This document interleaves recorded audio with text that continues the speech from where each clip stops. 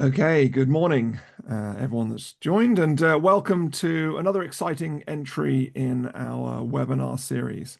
And today we are returning to what I'd say is probably my favorite format, and that is a fireside chat. And for this fireside chat, we are going to be talking all about cloud security. And we're going to be joined by our partner, Orca Security. And Orca are very much the leaders in the cloud security market and arena. So we definitely have the right partner and right people on the webinar today. So cloud security is one of the big topics and one of the large security risks facing organizations. We've gone through that lift and shift of infrastructure up into the cloud, where we've just mirrored and replicated what we've done traditionally. And we're very much now in the era of cloud native deployments. And being cloud native, it changes our approach. It changes our way that we approach our application delivery, the way we build our applications. It changes the way our infrastructure is deployed. And obviously it also changes and introduces new risks that we wouldn't have been exposed to previously.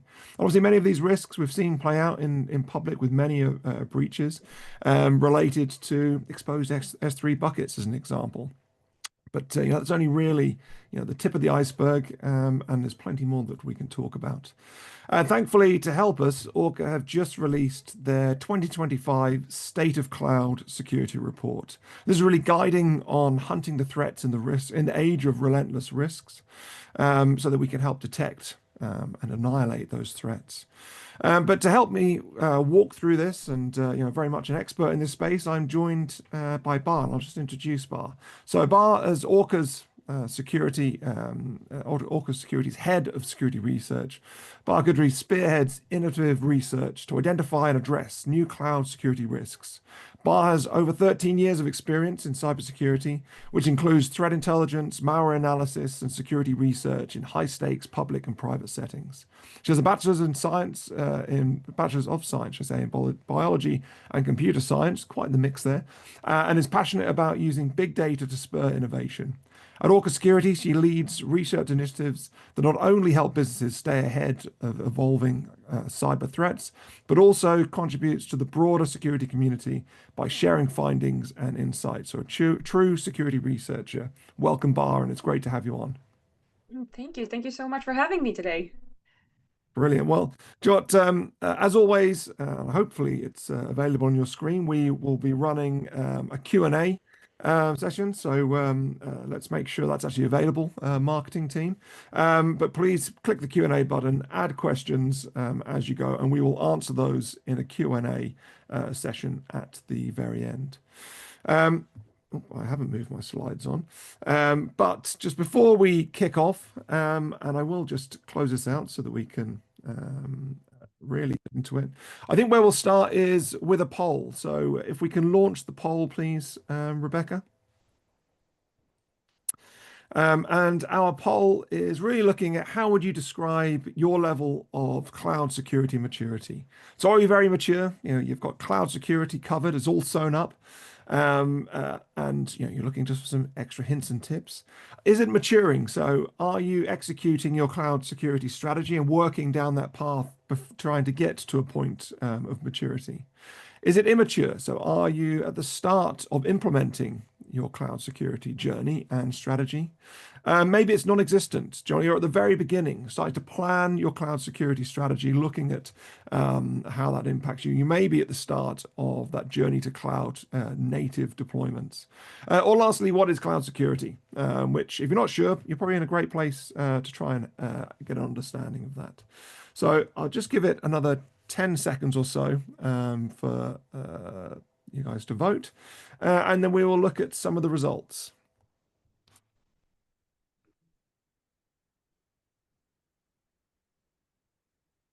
Brilliant. So just looking at those results there, I think probably no surprises, Bar. We got at least one of the respondents being very mature, which is great to see. But most are either starting that journey or working as part of that journey. And it's always great to see that somebody's here to learn all about what cloud security actually means. And I don't know if that's something that you see in general, Bar, when talking to customers and looking at the market, that we see this this level of a maturing cloud security approach. So I meet customers every day with all stages of maturity in cloud security. You can see customers that actually have kind of shifted their assets into the cloud, and some other that are just growing into the cloud. So yeah, you can see that um, they grow. They grow their infrastructure and they grow their security with it. So it's a really cool journey. Yeah, going hand in hand, side by side. Yeah. So let's get into the topic and start diving down into, I guess, some of the findings of the report that we can see.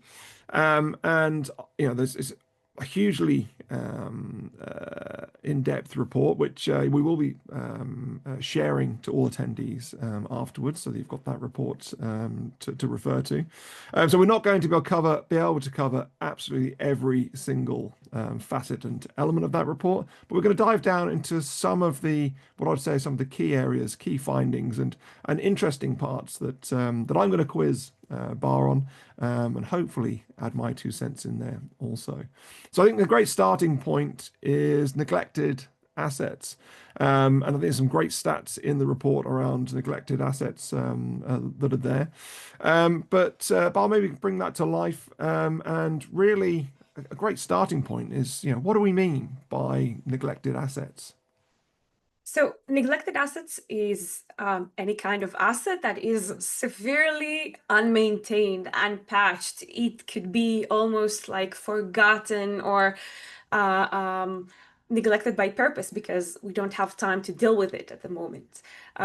So we mainly look on assets that are severely unpatched, like for years, for over a year and a half, and assets that were not accessed for a very, very, very long time.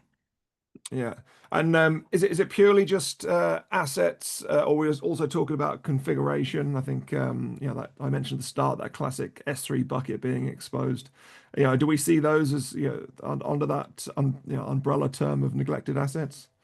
So usually S3 buckets are not under this term. We do have a lot of S3 buckets that we see that are exposed to the internet and also contains sensitive data, which then you know uh, you can definitely deduce that that's not a purposely exposed asset. Someone did it by accident because you don't want to expose sensitive data, obviously. But under this term of neglected assets, we also see users and things like that, roles, all kind of user, all kind of cloud identities also. Okay, I think that's quite interesting. I think you know, identities and their roles and their level of access being forgotten. And actually, even if we relate that to the pre-cloud world, when we're looking at identity access and governance, that's a continuing problem of as people move roles, move within the organization, are they being maintained? And that's exactly the same in the cloud. And I suppose it's always in the traditional corporate enterprise environment. A lot of it will be controlled through Active Directory or beyond. And I suppose there's a question about, does that apply to the cloud? Are we replicating in those roles so that management and governance is in the cloud? Or are we seeing more of the cloud being completely separated, individually managed in terms of identities? And is that putting things at risk? So we do see sometimes mixes, primarily of organizations that are moving gradually to the cloud and still have a lot of things going on premises. So we do see connections and shiftings, and we do also see incidents that are actually attackers using those connections to laterally move into the cloud from the on-premise environment. But regarding management, we do see that people are looking to manage things more centrally from the cloud because it's a little bit easier, I think. You get a little bit more visibility. Yeah, and I'd say also a bit more granularity. I think Yes. that's what the cloud brings. And Joe, there's probably a whole conversation we can have around that granularity that creates that issue. Also, excellent to have granularity, but also poses a challenge of the amount of options, configurations, roles. It's well beyond the ability of human comprehension. Yeah. Hence, we And end up in this situation. yes, also, on many cases, you have the option of like when you start a new instance in the cloud, you get a new role for free. So people are trying new things and experimenting and creating so many new roles just because they were testing something. And this is really create a very extensive attack surface of many neglected roles because, I created it just for the test. Yeah. And we shouldn't stand in the way of creativity and innovation for Yes. people to test. But it's probably a prime example of how we end up with a neglected asset. And again, it's very classic IT just replicated into the cloud world. I think how many times in the past have we found there's just been a VM server that someone spun up for a test that's still just sat there and remains unpatched. So just going back to that the cloud neglected assets. We kind of talked about what are they, but what do you see as the main issue? I suppose there's two parts of it. What's the issue? What's the risk? And how are they being exploited? And then separately, and I'll probably re-ask you this bit because I've broken it into two. What is the challenge for organizations? Why are we getting in this position? But perhaps start with the risk and impact. Yeah. So I think the main issue here is the visibility because when an IT team have so many assets through so many accounts and even cloud providers, it's very hard to follow. It's very hard to find all those, little VMs for testing that you've just mentioned, and so visibility is a very big part of it. But another part of it, and I think it's getting even worse every year, is the number of vulnerabilities that being disclosed. I also have a graph of it in our slide deck. You can actually see, Yeah, I'll tell you what, let me throw that up now just so we can yeah, add some good context there. Because I think it is, if I can just work. mm, So I think it is, yeah, it's a great graph showing that almost, continuously growing and growing, significantly. So it's a great graph. Obviously, there's a drop off at the end, but I'd say that's because we're partway through the year. So, yeah.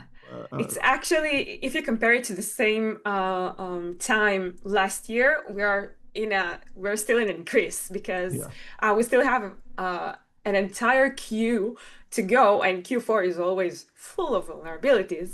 So we will have, if we're going to do the average of 10K CVEs per quarter that we had last year, we still have 10K to go. There is an entire queue that is waiting for us in Q4. So Yeah. we are in increase, and you can see also the massive increase from 2023 to 2024. It was a 38% increase. So, you know, there's so many patching to do here, right? Because you have to deal with all those vulnerabilities. Many of them are critical or high severity. And I think that the main problem here and the reason that we see all those neglected assets is because this insane increase creates a patch debt. our security teams are not growing in the same pace um, as the risks.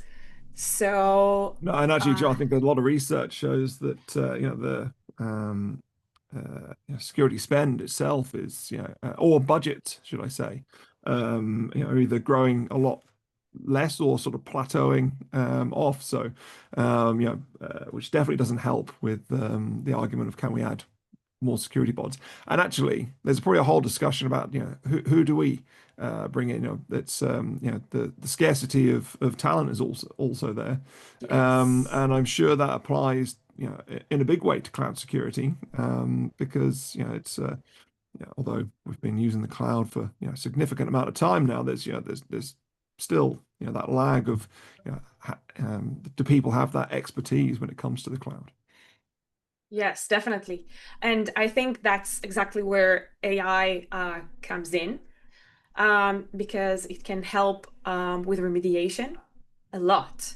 But it also adds to the risk side of it because also attackers are using AI. So they also became much faster in exploiting these vulnerabilities.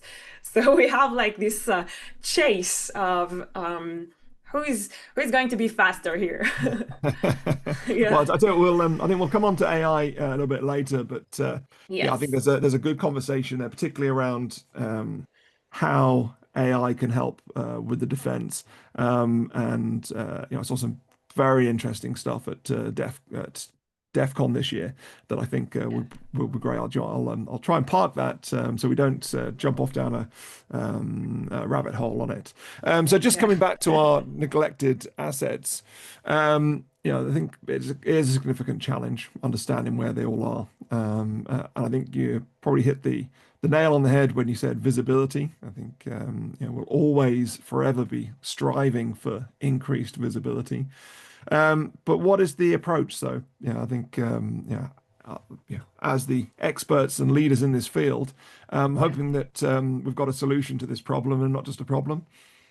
Yeah, yeah, of course. So visibility is very important because if we're talking about neglected assets, we have to know where they're at because we see that so many organizations have those neglected assets that are public facing. They're facing the internet. So these are those that should be treated the fastest and with the highest priority.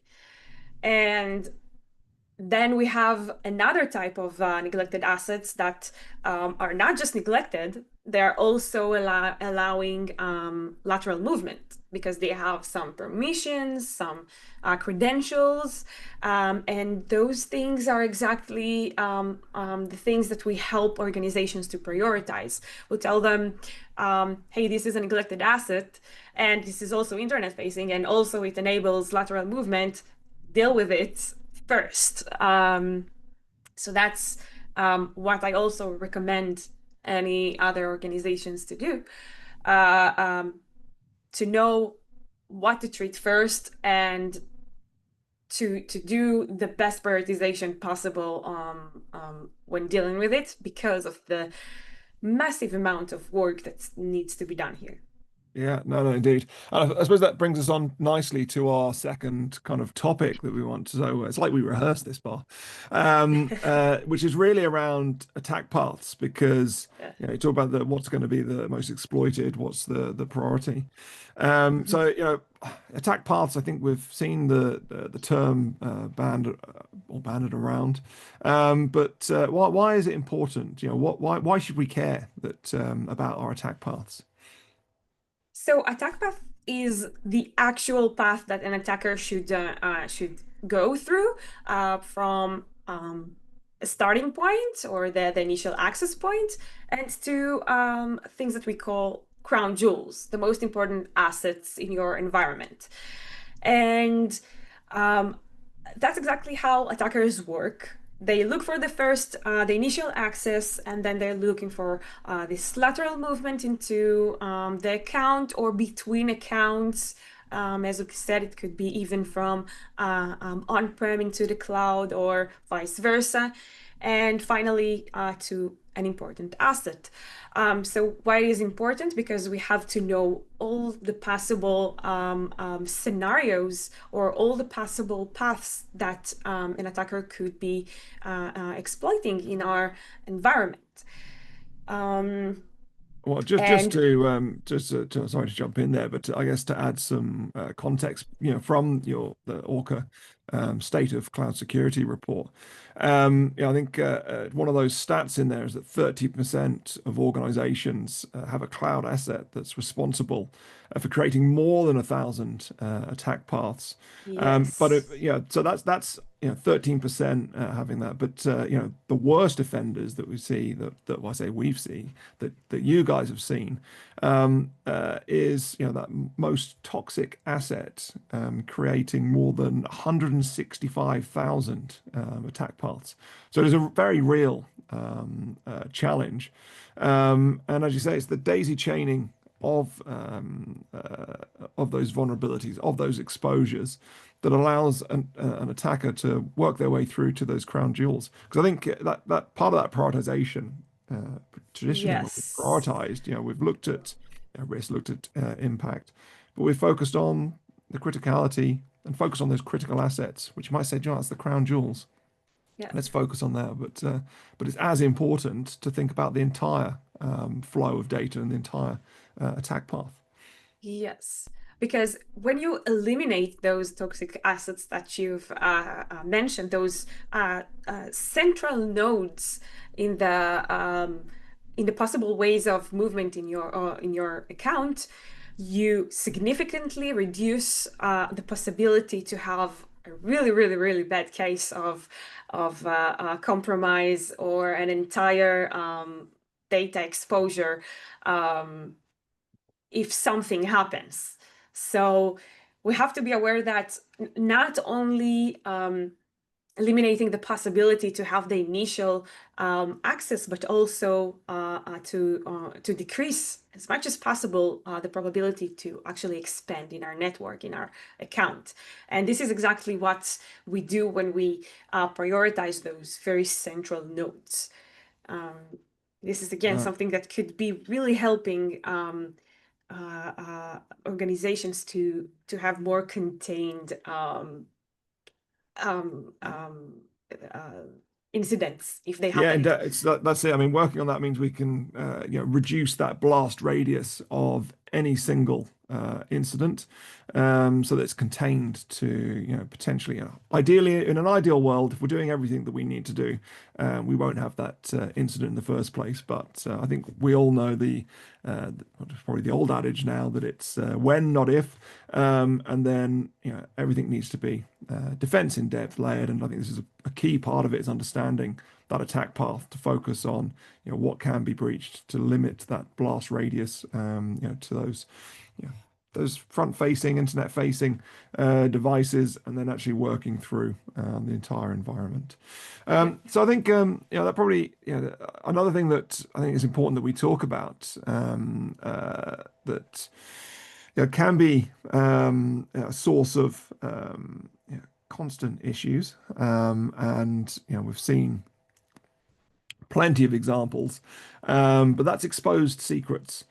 And it's something that's touched upon in the report. So I think a great place to start, as always, is what is the risk? What are we talking about when we mean exposed secrets? Probably a little bit obvious, but I think it's good if we just address that in full. And then what is the risk and why is it so significant? So obviously exposing your secrets is a bad idea, but what happens when you expose them? We did a research a few years ago and we leaked some credentials over GitHub and we waited to see what will happen. So it took 2 minutes until we saw suspicious activity in the account that we've actually leaked the credentials of. And when I say suspicious activity, it's everything from reconnaissance to persistence to trying to spin up very, very expensive assets.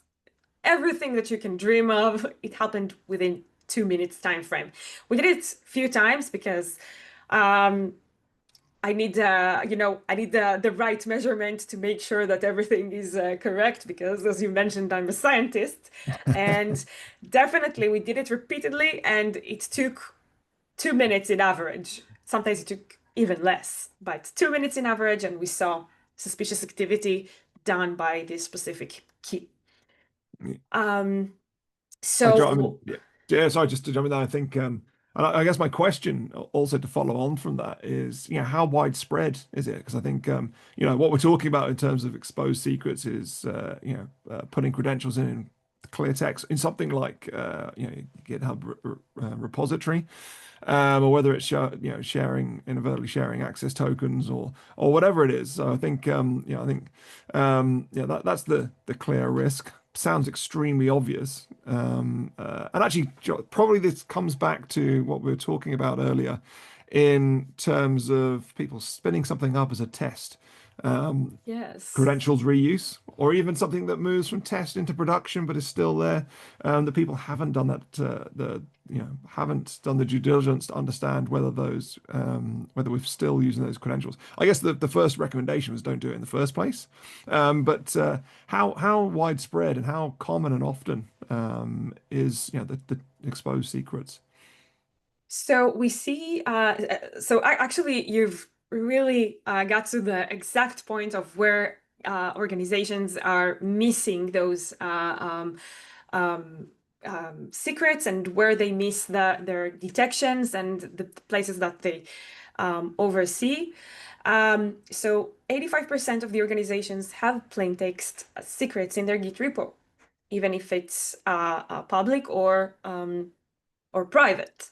But the interesting part of it is that we saw many, many, many secrets in the history commits, not in the main branch, but history commits, and it goes exactly to the point of what you said. Someone did a test, the code works, and then they removed this secret and went to do the right thing of using some kind of a secret management application. But this specific secret is still alive in the Git history. And something very interesting about that is that we also checked the validity of those secrets that were exposed through the Git history. And we saw that there are more valid secrets in the Git history because probably people really use them for a test.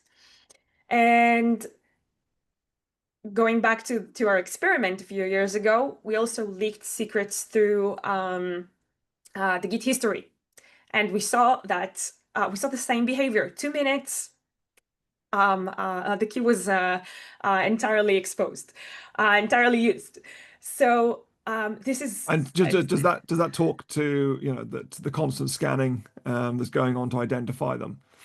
yeah. There is a constant scanning of GitHub, Yeah. definitely.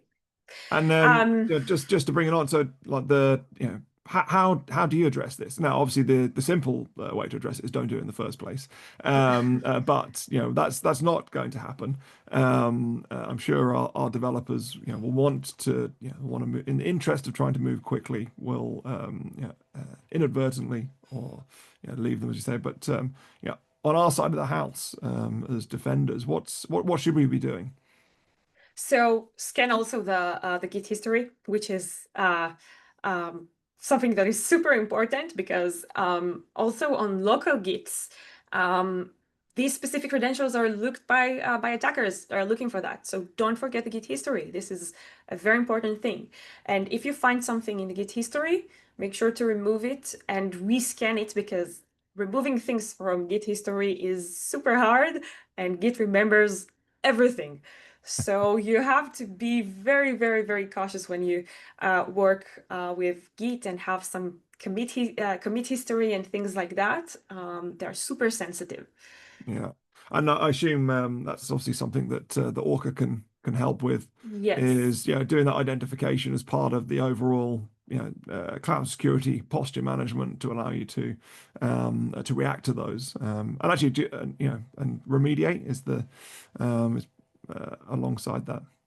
Yeah, we have a very extensive AppSec solution which find those secrets in the main branch, but also in the history of the repository, and we alert on those, and you can actually stop a commit if it contains a secret with Orca.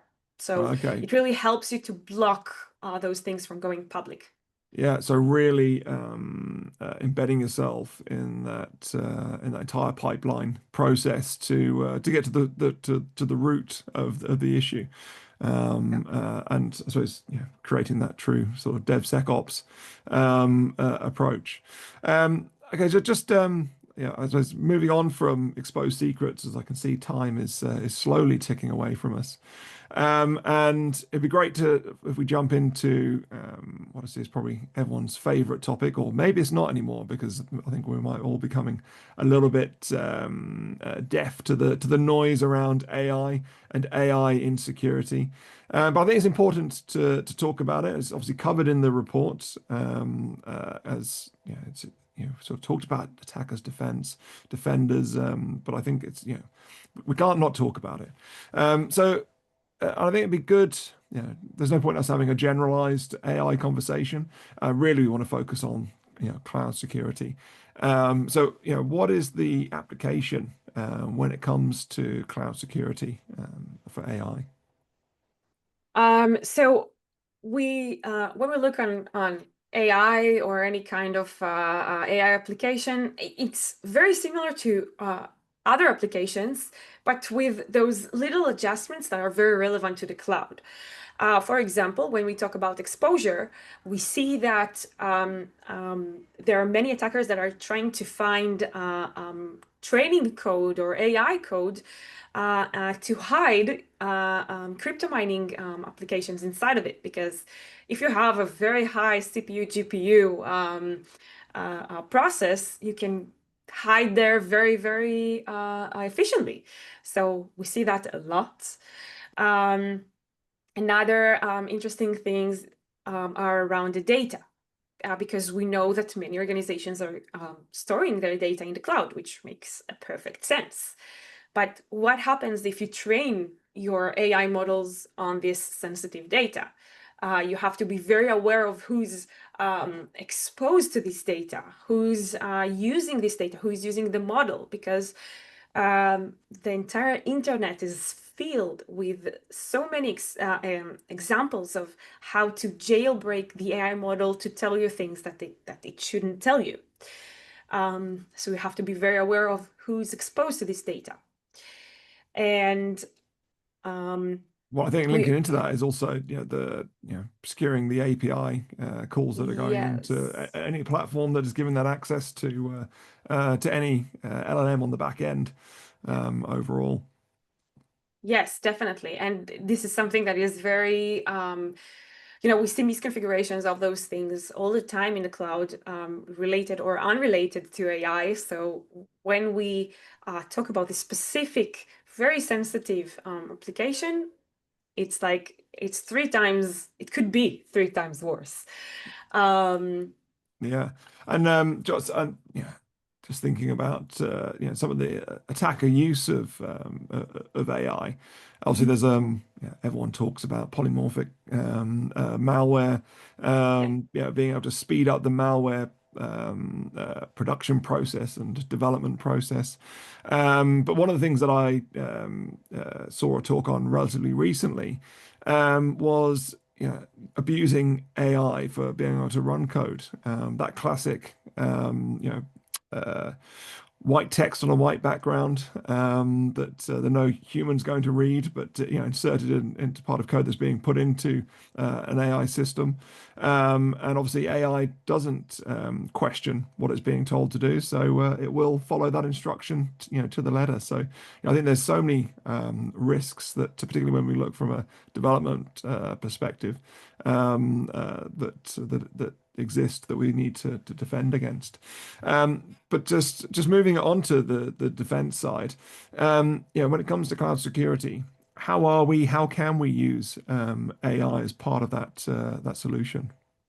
Oh, that's amazing. I think we also do a lot with AI to help our customers in Orca.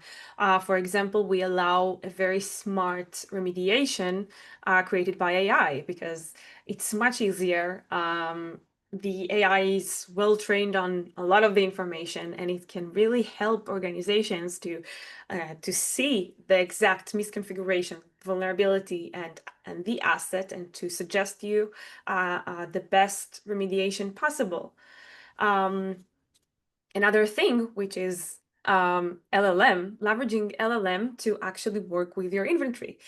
So you mentioned that there is a lot of knowledge that is missing from security teams because it takes time to learn the entire cloud and how to work with all cloud providers. And then if you can just speak with someone to and to give you advice of where are the problems, what's the most severe problem and why.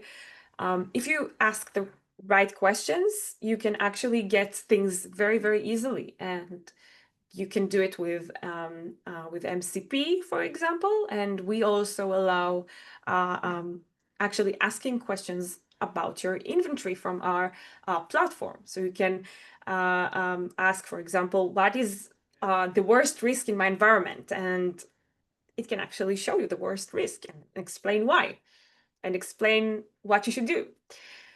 Yeah, So and I this think is an it's amazing a tool for defenders. yeah, indeed. I mean, gone are the days where we need to, learn, SQL, SPL, KQL, and many Yes. other query languages to be able to pull out information. Obviously, we can do that sort of natural language asking. And you mentioned the use for remediation. And I promised at the start that I was going to regale people in my story from DEF CON. But this year they were running a competition. I think it was $1 million grand prize for teams, building AI systems for autonomous agentic AI systems to be able to run against a certain amount of challenges to defend critical national infrastructure and other scenarios where they're getting ahead, patching, detecting, remediating against attackers. And that's obviously where we're going. I think there's another chap from Anthropic using Claude AI to capture the flags, but on the defense side, going out, patching, kicking people out of the environment. So, I think there's a huge way to go, and I'm sure that's something we'll see getting wrapped into to platforms, like Orca very soon. Um, and actually, just one of those things, I suppose, we also need to, vibe coding is very much a thing Oh, these days that creates its own issues. yes. I actually saw a great analysis by Meta that actually showed what are the actual risks that you are likely to insert your code if you're using vibe coding without any guidance to security. So it's super interesting. It's massive amount of vulnerabilities that you just put in your code. Yes, yeah, yeah, very, very easy. And again, that's barrier to entry is lower, but without having the base knowledge and experience, it's far too easy just to incorporate code without understanding the ramifications of exactly what it's doing. So I think we're now 40 minutes in, and we try and keep these to roughly 45 minutes on. So I think what we'll do is move to the Q&A. I can see that we have some questions that have come in. And please, if you do have any further questions, please ask them. Even if we don't have time to answer them, we'll follow up afterwards with the answers to the questions. And the first question is, are there any known cases that happened because of a neglected asset? The answer's got to be yes, but Bar, I'll let you answer that. Yes. So the biggest one from the past couple of years is the Midnight Blizzard. If you've heard about, it happened in Microsoft. So they had a neglected account. This account wasn't used for a very, very long time, and the attackers managed to brute force it. It was very low profile brute forcing and very quiet, and they they just managed to guess the right password because this neglected account didn't have any MFA. So they were just managed to go in and to leverage some permissions there and to move into the Microsoft Exchange server of Microsoft. So it was a huge, huge, huge, huge story. I really love to read their analysis of the incident. So I'm very, it's very recommended. Yeah, no, I think it's definitely something to read through. And I constantly bang on about basic cyber hygiene, and one of those things is now obviously there's plenty in terms of knowing your assets that we've talked about, knowing your sort of software inventory, but one of those basics is securing identities and MFA everywhere. So it's MFA, almost definitely. it's I mean it's I forget I was at a talk only yesterday, and there's sort of a laugh about it's just everywhere, it's ubiquitous, MFA, but actually it's not, and even Microsoft that provide the MFA solutions that so many of us use are Yeah, not infallible in falling foul of such mistakes. So it's so important that we keep on top of neglected assets. It's so important that we understand the posture that we have, and then we're proactively going and resolving those. So I think, yeah, it's one of the things we started with today, and I think, is definitely one of those important items. So another question here, and I think we might have answered it to a certain extent, but we can maybe add a bit more detail. And that's what's the greatest benefits of AI for defenders? I think I touched upon what the aspirational part of it is. yeah. So I don't know if there's anything more to add in there, Bar. We've probably covered it in a good way. Yeah, I think we did. I think the main thing is helping being faster and it's really decrease the knowledge gap, basically. Yeah, definitely. And I think, and that's got such a much wider application for AI beyond just cloud security, and that covering that knowledge gap for security experts. Anybody in a SOC being able to very quickly, they don't need to be an expert in every single protocol. They can ask a question, get the detail to make their analysis, and same applies for cloud as well. So it's definitely that ability to cover the knowledge gap that makes means you can move faster, means we can scale, and treat the threats as soon as possible.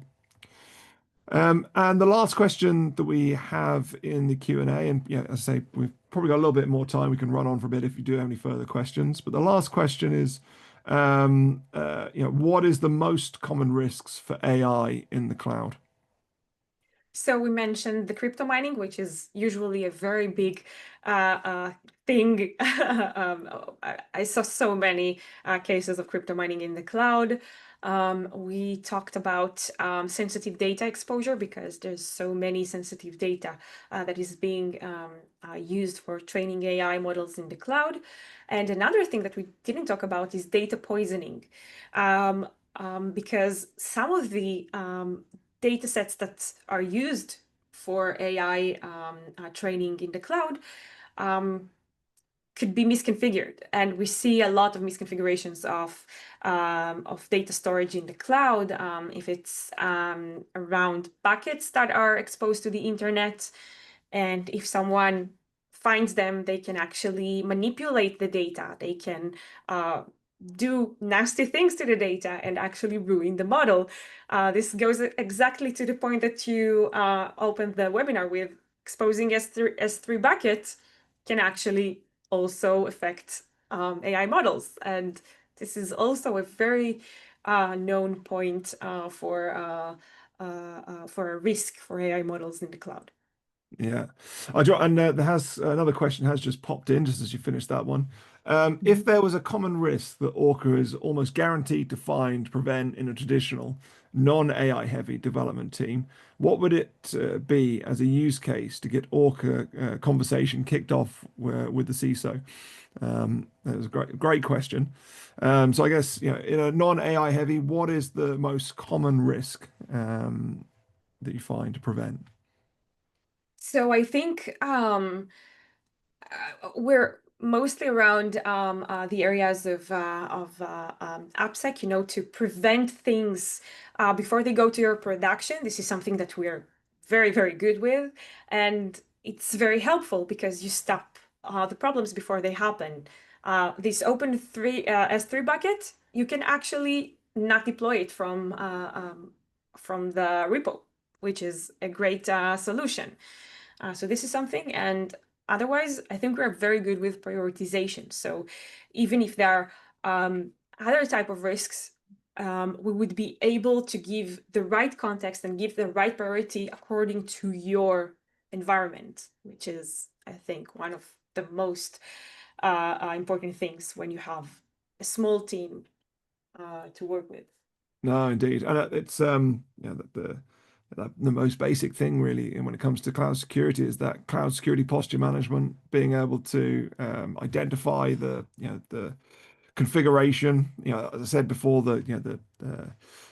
the amount of settings, options, beyond human comprehension. So there's only really you need a platform that's going to monitor those, because one change might have a large impact.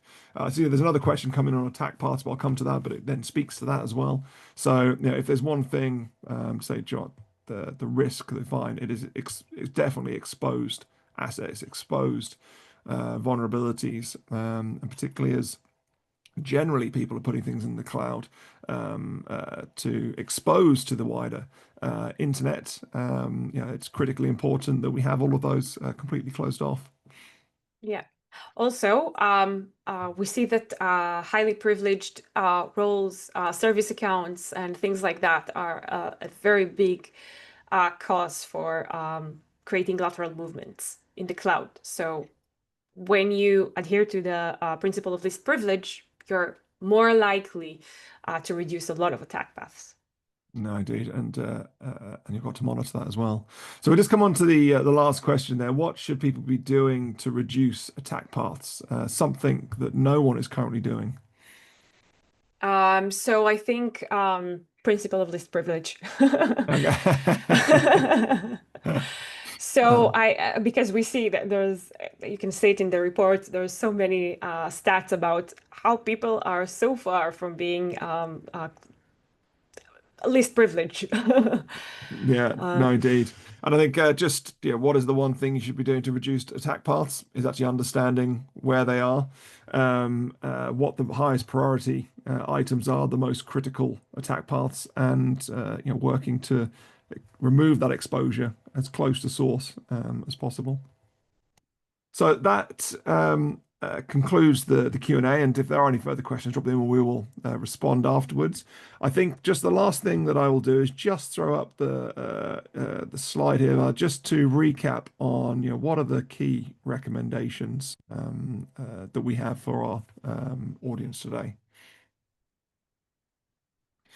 And I can talk through them if you like. So we've talked about it, and number one in the CIS critical security controls is know your assets, and number two is know your software. So definitely knowing your inventory, and obviously having a tool that allows you to not only catalog it, but do that natural language searching and interrogation of that.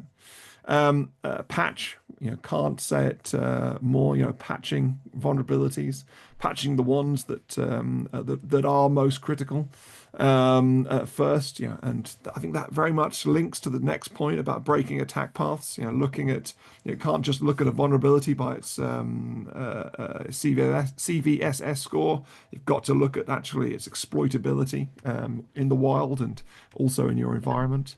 We talked about disrupting those attack paths so we can't move laterally. And then the last point that you've mentioned that covers at least two of our questions is adhere to the principle of least privilege. And that has so many different aspects to it, whether it's looking at your roles, looking at your configuration, your deployments, to make sure that we're not exposing ourselves. And if we do have that the blast radius is completely reduced. So I think that is us. Unless there's anything to add in there, but I think that is us for today.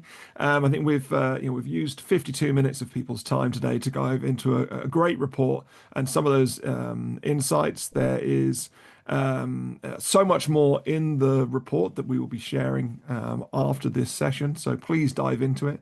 And if you have any questions from that, please reach out to us, and we can come back to you, whether it's myself, whether it's Bar, or anybody else that we can bring to the fore to answer those questions.